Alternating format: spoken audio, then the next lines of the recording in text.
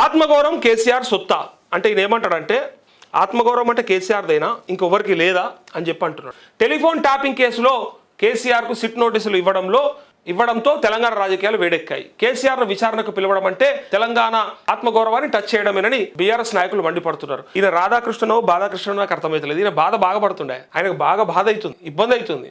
తెలంగాణ బాగుపడితే ఇబ్బంది అవుతుంది. ఇంకా ఆయన మాటలు చూడరు ఒకసారి. ఇగో కేసీఆర్ జగన్ రెడ్డిల రాజకీయ ఎత్తుగడల సాంప్రదాయాలకు రాజకీయాలకు భిన్నంగా ఉంటాయి.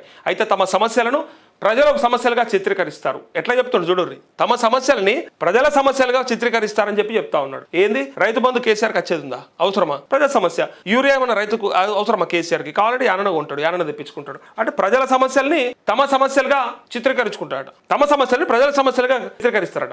అంటే ఇప్పుడు గవి ఉన్నాయన్నట్టు పింఛన్ అవసరం ఉన్నట్టు వాళ్ళకి పింఛన్ కావాలి, యూరియా కావాలి, రైతు బంధు కావాలి, అవి ప్రజా సమస్యలని మేము అంటున్నాం. కాదు వేరేటి అని మీరు అంటున్నారు. చూడండి, ఇక ఆత్మగౌరవం కేసీఆర్ అంటూ కోకు మాత్రమే ఉంటుందా? తెలంగాణ కోసం గతంలో కొట్లాడిన వారికి ఉండదా? అధికారంలో ఉన్నప్పుడు చేసిన తప్పులపై విచారణ చేయకూడదా? కేసీఆర్ అండ్ కోకు కష్టం నష్టం జరిగితే తెలంగాణ సమాజం మొత్తానికి కష్టం వచ్చినట్టేనా అంటూ నేను అది చెప్పలేదు. కానీ నేను కూడా అన్నా, ఒక మాట ఏమన్నా అంటే కేసీఆర్ ఏం అతీతుడు కాదు అని అన్నా. కొంతమంది ఏమన్నారంటే అత్యుత్సాహంతో కేసీఆర్కు నోటీసులు ఇవ్వడం అంటే డెఫినెట్గా తెలంగాణకు నోటీసులు ఇవ్వడం, తెలంగాణ అస్తిత్వానికి నోటీసులు ఇవ్వడం అని చెప్పారు. అట్లేం లేదు. సరే, అది మీ అభిమానంతో అన్న మాటలు అయి ఉండొచ్చు. కానీ ఆయన మాజీ ముఖ్యమంత్రి, ప్రస్తుత ప్రతిపక్ష నాయకుడు, మేబీ భవిష్యత్తులో ముఖ్యమంత్రి అయ్యే అవకాశం ఉండొచ్చు. అట్లాంటి నాయకుడిని, తెలంగాణ కోసం కష్టపడ్డోని గుర్తించే పరిస్థితిలోనే ఉన్నది తప్ప తెలంగాణ సమాజం ఎప్పుడు కూడా నోనో నువ్వు ఎంత చేసినా సరే నువ్వు దొంగనే అనేటట్టుగా లేదు. అయితే ఇక్కడ ఉన్న ముచ్చట ఏంటంటే ఆయన అతీతుడు కాదు అంటున్నారు. ఎందుకంటే చట్టం అందరికీ సమానంగా ఉండాలనేది నేను మొదటి నుంచి చెప్తా. సామాన్యుని కోటి, పెద్దోని కోటి, పేదోని కోటి ఉండొద్దు, అందరు సమానంగా ఉండాలన్న. అదే చిన్న తప్పు చేసినండేమో అనామతం బరబర గుంజుకపోతారు ఎట్లా పోలీసులు. పెద్ద పెద్దోళ్ళకు మాత్రం ఇట్లా అవకాశాలు ఎందుకు ఇస్తారు? వాళ్ళు మళ్ళీ కోర్టులకు వెళ్ళి మళ్ళీ ఇప్పుడు హైడ్రా చూస్తలేమో మనం, చిన్న ఉందేమో బుల్డోజర్ పెట్టి నూకి అవతల వాడేస్తారు. కథం ఇక వాడు అటు వీడిటు ఒక్కసారి బుల్డోజర్ పెట్టి నూకుతామని రేకులీలు అవతల పడాలి, మొత్తం 10 అడుగులు అవతల పడాలి నూకుతే. కానీ పెద్దోని ఇల్లు కాడికి వచ్చేసరికి బుల్డోజర్ జర ఆగుతుంది, ఇట్లా ఎక్సిలేటర్ మీద కాలు తొక్కరాదు, జర ఆగుతుంది. మెల్లగా నూక్కపోయి మెల్లగా చెప్తారు. లేదా అంత టైం ఎట్లా ఇస్తారంటే పోయి నోటీసులు తెచ్చుకునేటట్టు, లేదా కోర్టుకు పోయి కనీసం స్టే ఆర్డర్ తెచ్చుకునేటట్టునే చేస్తారు. అంత అవకాశం ఇస్తారు. సో కాళేశ్వరం ప్రాజెక్టుపై విచారణ ఏర్పాటైన జస్టిస్ పిసి ఘోష్ కమిషన్ గతంలో ఆయనను విచారణకు పిలిచింది. అప్పుడు తెలంగాణ సమాజం ఉలిక్కి పడలేదు, కేసీఆర్కు సంఘీభావంగా రోడ్డు మీదకి రాలేదు. తెలంగాణ తెచ్చిన కేసీఆర్కు ఈ కష్టం ఏమిటని ఆత్మ బలిదానాలకు సిద్ధపడలేదు. ఆ తర్వాత జరిగిన జూబ్లీహిల్స్ ఉప ఎన్నిక అనంతరం జరిగిన పంచాయతీ ఎన్నికల్లో కూడా ప్రజలు కాంగ్రెస్కే పట్టం కట్టారు. దీంతో తెలంగాణ సెంటిమెంట్ను మళ్ళీ రగిలించాల్సిన అవసరాన్ని బీఆర్ఎస్ నాయకులు గుర్తించారు. అయితే అదట అవసరమట. ఆయన అనేది ఏంటంటే కావచ్చు 10 ఏళ్ళు అయిపోయింది, నిజంగానే చెప్పాలంటే అభివృద్ధి ముఖ్యం. ఇప్పుడు మళ్ళీ తెలంగాణ సెంటిమెంట్ అనేది ముఖ్యం కాకపోవచ్చు, కాకపోతే అది మన అస్తిత్వం కదా, మనం మాట్లాడుకోవాలి కదా. మళ్ళీ తీసుకుపోయి కలుపుతారు కదా, లేకపోతే దొంగలు మళ్ళీ తీసుకుపోయి కలిపితే మళ్ళీ ఏం చేయమంటారు? మరి అప్పుడు ఏం చేస్తారు? మరి ఒకనాడు కలపలేదా? ఒకనాడు సపరేట్ రాష్ట్రంగా వెలుగొందినటువంటి తెలంగాణ ఆనాడు ఆ రాష్ట్రంలో కలిపి, ఉమ్మడి ఆంధ్రప్రదేశ్లో కలిపి పెద్ద మనుషుల ఒప్పందాన్ని మరి పాటిస్తామని చెప్పి పాటించకుండా మరి అప్పుడు పెట్టుకున్నటువంటి ఆ నిబంధనలన్నింటిని కూడా ఉల్లంఘించి చివరికి మళ్ళీ తెలంగాణ ఉద్యమం పురుడు పోసుకునేటట్టు చేసింది అప్పటి దొంగలు కాదా? అప్పటి నాయకులు కాదా? అప్పటి ఆంధ్ర పెట్టుబడిదారులు కాదా? ఎవరి వల్ల జరిగింది ఇదంతా? అసలు తెలంగాణ ఉద్యమం ఎందుకు వచ్చింది? మమ్మల్ని అనవసరంగా అప్పుడు మన జవహర్ లాల్ నెహ్రూ కూడా చెప్పిండు అన్నారు కదా. జవహర్ లాల్ నెహ్రూయే చెప్పిండు, ఒక తుంటరి అబ్బాయికి ఒక అమాయకమైనటువంటి అమ్మాయినిచ్చి పెళ్లి చేస్తున్నాము, వాళ్ళు కావాలంటే విడిపోయే అవకాశం ఉన్నది. మరి తుంటర అబ్బాయికి అట్లే ఒక అమాయకమైనటువంటి అమ్మాయికి జత చేస్తా ఉన్నాం, మరి రేపు ఎట్లా బతుకుతారో అని ఆనాడే డౌట్ పడ్డాడు కదా జవహర్ లాల్ నెహ్రూ. చూసినాం కదా. ఇదంతా మర్చిపోతే ఎట్లా? చరిత్ర మర్చిపోతే ఎట్లా? సో ఇయ్యాలటికి కూడా మనోళ్ళు ఎట్లున్నారు, వాళ్ళు ఎట్లున్నారు చూడాలి కదా. మీడియాలో ఎవరున్నారు, వ్యాపారాలలో ఎవరున్నారు, విద్యలో ఎవరున్నారు, వైద్యంలో ఎవరున్నారు, కార్పొరేట్లు ఎవరున్నారు, సినిమాలలో ఎవరున్నారు, కాంట్రాక్టర్లలో ఎవరున్నారు, దీన్ని బట్టి చెప్పొచ్చు కదా ఎవరు ఏ స్థాయిలో ఉన్నారో. అరే మన వాళ్ళని అభివృద్ధి చేసుకోవడానికి, మన వాళ్ళని ఇప్పటికి కూడా ఆ సెంటిమెంట్ కాదు, అది ఆ ఎమోషన్. అది వీళ్ళేమో సెంటిమెంట్ అంటారు, కానీ ఎమోషన్ అది మన ప్రాంతం మీద ఉన్నటువంటి ప్రేమ అది. సో దాన్ని గుర్తు చేయడంలో తప్పు ఉందని నేనైతే అనుకోను. డెఫినెట్గా గుర్తు చేయాలి. గుర్తు చేసి మన ప్రాంతం కోసానికి కష్టపడేట్టుగా తయారు చేసుకోవాలి కదా భవిష్యత్ తరాలని. ఎలా దేశభక్తి ఎందుకు వచ్చింది మనకి? మన ఈ దేశం మీద ఇలా జెండా ఎగరేస్తూ మనం ఏం మాట్లాడుకుంటున్నాం? 15 ఆగస్టు నాడు, జనవరి 26 నాడు ఏం మాట్లాడుకుంటున్నాం?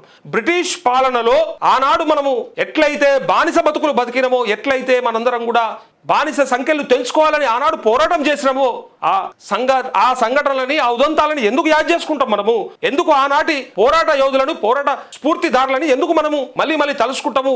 ఆనాడు మనం ఆ జనగణమన కానీ వందే మాతరం కానీ పాడుకొని మన దేశభక్తిని ఎందుకు చాటుకుంటామంటే ఒకనాడు విదేశీయులు వచ్చి మనని పరిపాలించి నాశనం చేసిర్రు, అన్యాయం చేసిర్రు, ఇబ్బంది పెట్టినరు, మన చెమటని రక్తాన్ని దోచుకున్నారు అని చెప్పేసి, శ్రమని దోచుకున్నారు అని చెప్పి బానిసలుగా బతికినాం కదా, 100 ఏళ్ళు బానిసలుగా బతికినాం కదా.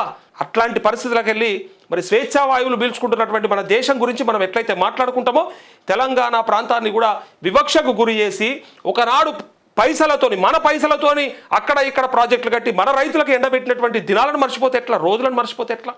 మన ప్రాంత బిడ్డలు, మన ప్రాంత రైతులు ఎంత అవస్థపడ్డారు, ఉద్యోగాలు రాక అప్పుడు ఉన్నటువంటి ఆ జోనల్ వ్యవస్థ వల్ల, రకరకాల ఇష్యూస్ వల్ల ఎన్ని రకాలుగా ఇబ్బంది పడ్డారు అనేది మర్చిపోతే ఎట్లా? సో అందుకోసానికే ఇలా తెలంగాణ కూడా మళ్ళీ యాడ్ చేసుకోవాల్సిందే. ఎక్కడైతే మనం భారతదేశం గురించి మాట్లాడుతున్నామో, విదేశీయులు వచ్చి పరిపాలిస్తే నష్టపోయిన విధానాన్ని ఎట్లయితే చెప్పుకుంటున్నామో, ఆంధ్ర ప్రాంతం కూడా ఎట్లయితే మనని పరిపాలించి మనని ఎట్లా ఇబ్బందులు పెట్టింది, ఏ స్థాయిలో గురి చేసింది, ఇలా మనం ఎట్లా బయటపడ్డాము, మళ్ళీ భవిష్యత్తులో అట్లాంటివి జరగకుండా ఉండాలంటే మన మెదడులో ఆ బీజాలు నాటొద్దా? నేను చెప్పేది తెలంగాణ సెంటిమెంట్ పెట్టకూరి, తెలంగాణ ఎమోషన్ పెట్టండి, మనం నష్టపోయిన విధానాన్ని చెప్పండి. తద్వారా వాళ్ళకు ఒకటి అర్థమవుతుంది, అవగతమవుతుంది. అవు కావచ్చు, మా పెద్ద మనుషులు చెప్పారు, మా అమ్మల్ని ఇబ్బంది పెట్టిరట. ఇలా ఎవరికెరకనా ఇప్పుడు నా అటువంటి ఏజ్ ఉన్నోనికి ఎవరికెరకనా ఆనాడు స్వాతంత్ర సమర యోధులు కష్టపడ్డారు, వాళ్ళు ఆనాడు ప్రాణత్యాగాలు చేస్తే మనకు దేశానికి స్వతంత్రం వచ్చిందని ఎవరికెరక? మీ అసలు పుస్తకాలల్లో లేకపోతే స్పీచ్లల్లో పెద్ద మనుషులు చెప్తే, అటల్ బిహారీ వాజ్పేయి లాంటి వాళ్ళు, ఇంకా ఆ తర్వాత వచ్చిన పివి నరసింహారావు లాంటి వాళ్ళు, ఇంకా అందరు చెప్తేనే కదా మాకు తెలిసింది. ఎగ్జాక్ట్గా ఇక్కడ కూడా మనం భవిష్యత్ తరాలకు చెప్పాల్సిందే కదా. అది బీఆర్ఎస్ అయి ఉండొచ్చు, ఇంకోరన్నా అయి ఉండొచ్చు, మాలాంటి జర్నలిస్టులు అయి ఉండొచ్చు. తెలంగాణ మీద ప్రేమ ఉన్నోడు ఎవడనే చెప్తాడు, చెప్పాలి కూడా, తెలుస్తుంది. కానీ ఈయనకు మాత్రం నొప్పి అవుతుంది, ఈయనకి ఇబ్బంది అవుతుంది. అట్లా చెప్తారు, ఇవాళ మీ హక్క, మీకే అస్తిత్వమా, మీరే మాట్లాడతారా అని ఈయన మాట్లాడతాడు. ఫోన్ ట్యాపింగ్ కేసీఆర్ హయాంలో జరిగినంత మాత్రాన అందుకు కేసీఆర్ ఇలా బాధ్యుడవుతారని బీఆర్ఎస్ నాయకులు ప్రశ్నిస్తున్నారు. నిజమే, ఫలానా వారి ఫోన్లు ట్యాప్ చేయాలని ఏ ముఖ్యమంత్రి కూడా ఫైల్పై రాసి సంతకం చేయరు. ఫలానా వారి ఫోన్లు దొంగచాటుగా వినండి అని మౌఖికంగా మాత్రమే చెప్తారు అంటూ ఓపెన్గా ఒప్పుకున్నాడు. అసలు సంతకం చేయరు, ఆ ఫైల్ ఉండదు, ఆయన ఏమి పోయి చేసుకురండి చెప్పడు అని చెప్పి క్లియర్గా రాధాకృష్ణనే చెప్పాడు. ఎవరైతే ఇలా తెలంగాణ ప్రాంతం మీద బీఆర్ఎస్ పైన విషం చిమ్మే ప్రయత్నం చేస్తాడో ఆయనే చెప్పాడు. ఫోన్ ట్యాపింగ్లా ఎవ్వరు కూడా కేసీఆర్ చెప్తేనే చేసిండు, కేసీఆర్ సంతకం పెట్టాడు, కేసీఆర్ ఫైల్ రాసిచ్చిండు అనేది ఏమి ఉండదు. ఏంటంటే ఒకవేళ చెప్తే ఐడియా ఫలానా ఉంది చెయ్యిర్రి, రేవంత్ రెడ్డి బాగా ఉరుకులాడుతుండు, అప్పుడు కదా దొరుకుతాడేమో యానన్న డబ్బు సంచులో పట్టుకొని, ఇంటే ఇనూరు అని చెప్తే చెప్పుండొచ్చు అనేది ఈయన చెప్తున్నాడు. తెలంగాణ ప్రజలు ఆకలినైనా తట్టుకుంటారు కానీ ఆత్మగౌరవం దెబ్బతింటే తిరగబడతారు. ఈ కారణంగా నిజాం పాలనలో రజాకారులను ప్రతిఘటించారు. ఆ తర్వాత దొరల అహంకారాన్ని తట్టుకోలేక తుపాకులు చేతబట్టి నక్సలైట్ ఉద్యమాల్లో పాల్గొన్నారు. నాటి దొరల వారసులైన కేసీఆర్ ఇప్పుడు రేవంత్ ప్రభుత్వంలో మొదటిసారిగా కష్టం వచ్చింది అంటూ ఇప్పుడు యాగి చేస్తున్న వారంతా కేసీఆర్ పాలనలో ఎంతో మంది ఉద్యమకారుల ఆత్మగౌరవాన్ని దెబ్బతీసిన విషయాన్ని మర్చిపోతున్నారు. సీఎంని కలవడానికి నాడు ప్రగతి భవన్కు వచ్చిన గద్దర్ను లోపలికి అనుమతించకుండా ఎండలో నిలబెట్టడం ఆయన ఆత్మగౌరవాన్ని దెబ్బతీయడం కాదా? ఉద్యమ సమయంలో జేఏసీ చైర్మన్గా ఉన్న కోదండరాం వంటి వారికి ఏళ్ల తరబడి అపాయింట్మెంట్ ఇవ్వకపోవడం ఆత్మ గౌరవాన్ని దెబ్బతీయడం కాదా అంటూ ఉద్యమ సమయంలో అమలు చేసిన వ్యూహాలకు మళ్ళీ పదును పెట్టే ప్రయత్నం చేస్తున్నారు. అయితే ఆంధ్ర వాళ్ళు ఆంధ్ర పెత్తరమని మళ్ళీ మొదలెట్టారు. సీఎం రేవంత్ని ఆంధ్ర తత్వాన్ని నిందిస్తున్నారు. అయితే దక్షిణ తమిళనాడులో ఒక ఆచారం ఉంది, ఎవరైనా చనిపోతే కూలీ కోసం కొంతమంది వారి ఇళ్లకు వెళ్ళి తమ ఇంట్లో వాళ్ళు చనిపోయినట్టుగా నటిస్తూ శోకాలు పెడతారు. నిజానికి చనిపోయిన వారితో వారికి ఎటువంటి బంధుత్వం కానీ ఇతరత్ర అనుబంధం కానీ ఉండదు. కాసేపు ఏడ్చినట్టు చేసి కూలీ డబ్బులు తీసుకొని పోతారంటూ ఇలా కేసీఆర్ గురించి కానీ ఇటుపక్క తెలంగాణ గురించి కానీ మాట్లాడిన వాళ్ళందరినీ ఈయన ఏమంటా ఉన్నాడంటే పైసలు కూలీ డబ్బులు, కూలీ పనిచేసేటోళ్ళు అని చెప్పి అంటా ఉన్నారు. సో ఇక నువ్వే చెప్పాలి కూలీల గురించి. నువ్వు ఎవరు కూలీవో, నువ్వు ఎవరు చెప్తే ఇవన్నీ చేస్తున్నావు, నీ వెనకాల ఎవరుండి ఆట ఆడిస్తున్నారో మొత్తం ఎరక, పెద్ద కూలీవి నువ్వు, మళ్ళీ కూలీలని మాట్లాడుతున్నావు. సో కాసేపు ఏడ్చినట్టు చేసి కూలీ డబ్బులు తీసుకొని పోతారు. ఇప్పుడు సోషల్ మీడియాలో బీఆర్ఎస్ వాళ్ళు నియమించుకున్న కూలీలు కూడా ఇంచుమించు ఇదే పని చేస్తున్నారంటూ ఇక అంతా కూలీలేనట, బీఆర్ఎస్ వాళ్ళు అంతా కూలీలేనట. సో ఆయన చూసిరు కదా మళ్ళా ఎట్లాంటి అహంకారాన్ని చూపిస్తా ఉన్నాడు. కేసీఆర్ అండ్ కో కేవలం తెలంగాణ సెంటిమెంట్ మాత్రమే నమ్ముకోకుండా సీఎం రేవంత్ దెబ్బతీయడానికి ఇతర ప్రయత్నాలు అన్వేషిస్తున్నారు. అయితే నైని కోల్ బ్లాక్ వ్యవహారం వెలుగులోకి వచ్చిన తర్వాత సీఎం రేవంత్ ఉప ముఖ్యమంత్రి ఇక ఏమంటారంటే ఉప ముఖ్యమంత్రి బట్టి మధ్య వివాదాలు సృష్టించే ప్రయత్నాలు చేశారు. రేవంత్ రెడ్డిని కూడా తక్కువ అంచనా వేయడానికి లేదు. కేసీఆర్ అండ్ కో వద్ద తమ వద్ద ఉన్న అస్త్రశస్త్రాలు అన్నింటినీ వినియోగిస్తున్నందున మున్సిపల్ ఎన్నికల తర్వాత రేవంత్ తన వ్యూహాన్ని అమలు చేసే అవకాశం ఉంది.